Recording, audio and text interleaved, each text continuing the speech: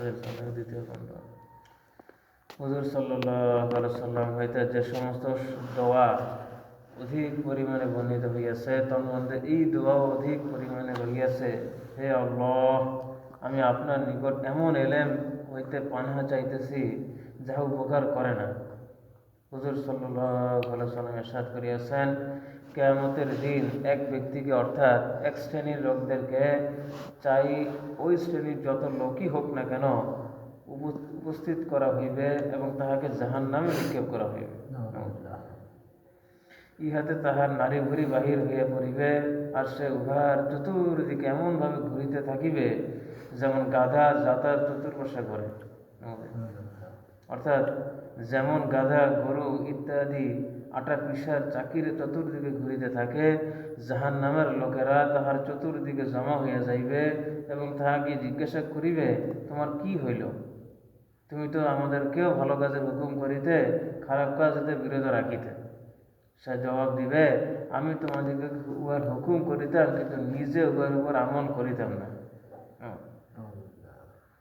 অন্য এক হাদিসে হুজুর সাল্লাল্লাহু আলাইহি সাল্লাম ইরশাদ করিয়াছেন, আমি মেরাজের রাত্রিতে একদল লোককে দেখিয়েছি, তাহাদের ঠোঁট জাহান্নামের আগুনের কেচি দ্বারা কাটা হইতেছে। আমি হযরত জিবরাইল আলাইহিস সালামকে জিজ্ঞাসা করলাম, ইহারা কারা? তিনি বললেন, ইহারা আপনার উম্মতের ওই সমস্ত ওয়ায়েজ ও বক্তা যাহারা অন্যদেরকে নসিহত করিত এবং নিজেরা উহার উপর আমল করিত না। অন্য এক হাদিসে হুজুর সাল্লাল্লাহু আলাইহি সাল্লাম ইরশাদ করিয়াছেন, গুনাহের কাজে লিপ্ত থাকিত এমন সমস্ত লেখাপড়া জানা লোকদেরকে জাবানিয়া কাফেরদের পূর্বেই পাকড়াও করিবে। তাহারা বলিবে, এ কি আমাদের পাকড়াও কাফেরদেরও পূর্বে হইতেছে? তাহাদেরকে জবাব দেওয়া হইবে, আলেম ও জাহেল বরাবর হয় না। আলেম ও জাহেল বরাবর হয় না। তারকে অর্থাৎ তোমরা জানা সত্ত্বেও এইসব অন্যায় করিয়াছ। জাবানিয়া হইল লোকদেরকে জাহান্নামে নিক্ষেপ করিবার কাজে নিয়োজিত ফেরেশতাদের অত্যন্ত কঠিন স্বভাব দল।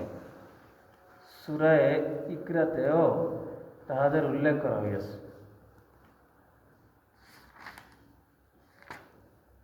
এক হাদিসে আছে, কিছু সংখ্যক জান্নাতি লোক কিছু সংখ্যক জাহান্নামী লোকদের নিকট দিয়া যাইয়া বলিবে, তোমাদের কি হয়েছে? তোমরা এখানে পড়িয়া আসো, আমরা তো তোমাদেরই কারণে জান্নাতে গিয়েছি, অর্থাৎ আমরা তোমাদের নিকট হইতেই এলেম শিখিয়াছিলাম। তাহারা জবাব দিবে, আমরা অন্যদেরকে তো বলিতাম, কিন্তু নিজেরা উহার উপর আমল করিতাম না। মালিক ইবনে দিনার রহমতুল্লাহ আলাইহি, হযরত হাসান বসরি রহমতুল্লাহ আলাইহি হইতে হুজুর সাল্লাল্লাহু আলাইহি সাল্লাম ইরশাদ বর্ণনা করেন, যে কোনো ব্যক্তি ওয়াজ করে আল্লাহ তাআলা কিয়ামতের দিন তাহাকে জিজ্ঞাসা করিবেন যে তাহার উদ্দেশ্য কি ছিল, অর্থাৎ উহা দ্বারা কোন দুনিয়াবী স্বার্থ, ধন সম্পদ, মুনাফা অর্জন অথবা সম্মান খ্যাতি লাভ করা উদ্দেশ্য ছিল কিনা, নাকি খালেস আল্লাহ তাআলার ওয়াস্তে ওয়াজ করিয়াছিল। হযরত মালিক রাহমাতুল্লাহ আলাইহি এর শাগির্দ বলেন, মালিক রাহমাতুল্লাহ আলাইহি যখন এই হাদিস বর্ণনা করিতেন তখন এত কাঁদিতেন যে আওয়াজ বন্ধ হইয়া যাইত। অতঃপর বলিতেন, তোমরা মনে করো ওয়াজের দ্বারা আমার চক্ষু শীতল হয়, অর্থাৎ আমার মন খুশি হয়, অথচ আমার জানা আছে যে কিয়ামতের দিন আমাকে জিজ্ঞাসা করা হইবে যে এই ওয়াজের উদ্দেশ্য কি ছিল। ইহা সত্ত্বেও যে কারণে ওয়াজ করিতে বাধ্য হইত হয়, উহা কিছু পূর্বেই বর্ণিত হইয়াছে। অর্থাৎ লোকদেরকে এলেম শিক্ষা দেওয়ার জিম্মাদারিও রহিয়াছে। যেমন অনেক রেওয়াতে বর্ণিত হইয়াছে, আশআরি লোকদের ঘটনাও কিছু পূর্বে বর্ণিত হইয়াছে। হযরত আবু দারদা রাদিয়াল্লাহু তাআলা আনহু বলিতেন, আমার এই ব্যাপারে ভয় হয় যে কিয়ামতের দিন সমস্ত মাখলুকের সামনে আমাকে ডাকা হয়, আমি আরজ করি, লাব্বাইক রব্বি লাব্বাইক রব্বি লাব্বাইক রব্বি, আমার রব আমি হাজির আছি। আর সেখান হইতে প্রশ্ন করা হয় যে নিজের এলেম অনুযায়ী কি আমল করিয়াছিলেন। অন্য এক হাদিসে হুজুর সাল্লাল্লাহু আলাইহি সাল্লাম ইরশাদ করিয়াছেন, কিয়ামতের দিন কঠিনতম শাস্তি ওই আলেমের হইবে যাহার এলেম দ্বারা তাহার কোনো উপকার হয় না। অনেক হাদিসে হুজুর সাল্লাল্লাহু আলাইহি ওয়াসাল্লাম ইরশাদ করিয়াছেন, কিয়ামতের দিন কঠিনতম শাস্তি ওই আলেমের হইবে যাহার এলেম দ্বারা তাহার কোনো উপকার হয় না। হযরত আম্মার ইয়াসির রাদিয়াল্লাহু তাআলা আনহু বলেন, আমাকে হুজুর সাল্লাল্লাহু আলাইহি ওয়াসাল্লাম কায়েস গোত্রের তালিমের জন্য পাঠাইলেন। আমি যাইয়া দেখিলাম যে তাহারা জঙ্গলি উটের মতো, তাহাদের ধ্যান সর্বদা নিজেদের উট ও বকরির মধ্যে লাগিয়া থাকে। ইহা ছাড়া অন্য কোনো চিন্তাই তাহাদের নাই, সর্বদা কেবল দুনিয়ার ধান্দার মধ্যে লাগিয়া থাকে। আমি সেখান হইতে ফিরিয়া আসিলাম। হুজুর সাল্লাল্লাহু আলাইহি সাল্লাম বলিলেন, কি করিয়া আসিয়াছ? আমি হুজুর সাল্লাল্লাহু আলাইহি সাল্লামের নিকট তাহাদের অবস্থা বর্ণনা করিয়া দিলাম এবং দিনের ব্যাপারে তাহাদের অবহেলার খবর শুনাইলাম। হুজুর সাল্লাল্লাহু আলাইহি সাল্লাম ইরশাদ করিলেন, হে আম্মার, ইহা হইতে অধিক আশ্চর্যের বিষয় ওই সমস্ত লোকের অবস্থা যাহারা আলেম হওয়া সত্ত্বেও দিনের ব্যাপারে এইরূপ গাফেল যেরূপ ইহারা গাফেল হয়ে গেছে। অন্য হাদিসে আছে, কোনো কোনো মানুষকে জাহান্নামে নিক্ষেপ করা হইবে, তাদের দুর্গন্ধে অন্যান্য জাহান্নামী লোকেরা পেরেশান হইয়া যাইবে। ওই সমস্ত লোক তাহাদেরকে বলিবে, তোমাদের এমন কি আমল ছিল যাহার এই দুর্গতি? আমরা যে মুসিবতে গ্রেফতার ছিলাম হয়তো আমাদের জন্য যথেষ্ট ছিল, তোমাদের এই দুর্গন্ধ আরো বেশি পেরেশান করিয়া দিয়েছে। তাহারা বলিবে, আমরা আমাদের এলেম দ্বারা ফায়দা উঠাইতাম না।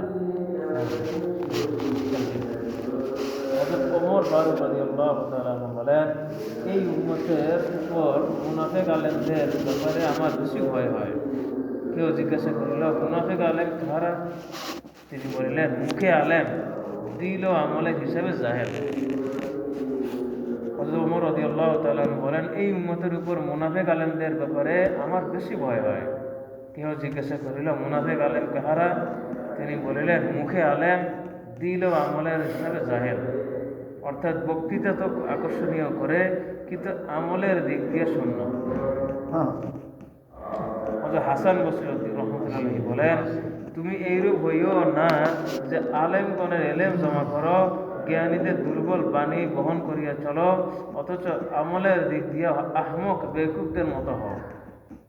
হযরত হাসান বসরি রাহমাতুল্লাহি আলাইহি বলেন, খুব বুজুর্গ ছিলেন, হযরত হাসান বসরি রাহমাতুল্লাহি আলাইহি বলেন, তুমি এইরূপ হইও না যে আলেমগণের এলেম জমা করো, জ্ঞানীদের দুর্বল বাণী বহন করিয়া চলো, অথচ আমলের দিক দিয়ে আহমক বেকুবদের মতো হও। হযরত সুফিয়ান সৌরি রাহমাতুল্লাহি আলাইহি বলেন, এলেম আমলের জন্য আহ্বান করে, যদি কেহ উহার উপর আমল করে তবে এলেম বাকি থাকে, নচেত উহাও চলিয়া যায়, অর্থাৎ এলেম বরবাদ হইয়া যায়। হযরত সুফিয়ান সৌরি রাহমাতুল্লাহি আলাইহি বলেন, এলেম আমলের জন্য আহ্বান করে, যদি কেহ উহার উপর আমল করে তবে এলেম বাকি থাকে, নচেত উহাও চলিয়া যায়, অর্থাৎ এলেম বরবাদ হইয়া যায়। হযরত ফুজাইল রাহমাতুল্লাহি বলেন, তিন ব্যক্তির প্রতি আমার বড় দয়া হয়। ১ নম্বর, সমাজের সর্দার যে অপমানিত হইয়া গিয়াছে। দ্বিতীয় ওই ধনী যে ধনী হওয়ার পর দরিদ্র হইয়া গিয়াছে। তৃতীয়, ওই আলেম যাহার সহিত দুনিয়া খেলা করে, অর্থাৎ সে দুনিয়া তলব করে, আর যে দুনিয়া তলব করে দুনিয়া তাহার সহিত খেলা করে। হযরত ফুজাইল রাহমাতুল্লাহি বলেন, তিন ব্যক্তির প্রতি আমার বড় দয়া হয়। ১ নম্বর, সমাজের সর্দার যে অপমানিত হইয়া গিয়াছে। দ্বিতীয়, ওই ধনী যে ধনী হওয়ার পর দরিদ্র হইয়া গিয়াছে। তৃতীয়, ওই আলেম যাহার সহিত দুনিয়া খেলা করে, অর্থাৎ সে দুনিয়া তলব করে, আর যে দুনিয়া তলব করে দুনিয়া তাহার সহিত খেলা করে। হযরত হাসান রাহমাতুল্লাহি বলেন, আলেমের আযাব হইল তাহার দিল মরিয়া যাওয়া।